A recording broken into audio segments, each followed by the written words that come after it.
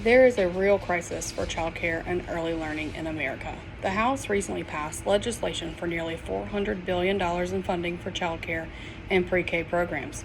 Unfortunately, the final package doesn't include funding for early learning and care.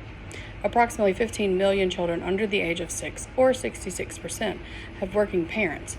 Of those 15 million, approximately 11 million are in non-parental care during working hours. Before the pandemic, half of Americans lived in areas where there was only one available childcare center for every 3 children in need of care. Since 1990, cost of childcare has gone up 214%. In 2020, the average cost of infant or toddler care was over $15,000 in half of all states, and in some states had prices as high as $24,000. It costs over $12,000 on average per year to care for an infant or toddler nationwide.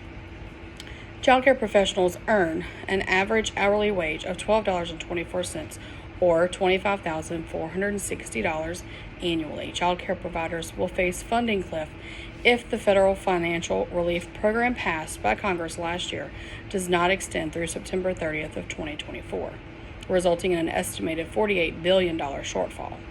If something isn't done to alleviate the shortfall, the prices for families will increase even more and the waiting list will be longer. As a result, childcare providers will have to start making tough choices with fewer resources, which may lead to a mass exodus of highly trained professionals leaving to work at Starbucks or Target, where they earn better wages and benefits. 92% of the childcare providers who received federal relief funding say these grants allowed them to stay in business. A staffing shortage affects the ability of 2/3 of childcare providers to serve families despite relief provided by the Child Care Stabilization Program.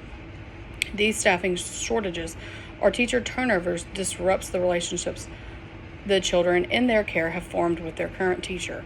They then will have to take the time to form new relationships or have their schedules disrupted on a daily basis from having substitutes. In its new guidance, Administration for Childcare and Families encouraged states, territories, tribes, and community organizations to consider how grants can address gaps in the early childhood system and increase teacher compensation and benefits.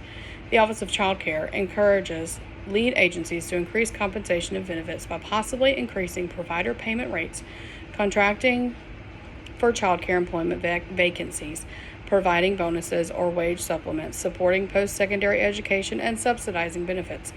These things could be accomplished by applying to grants from Child Care and Development Fund and the CCDF Discretionary Supplemental Fund.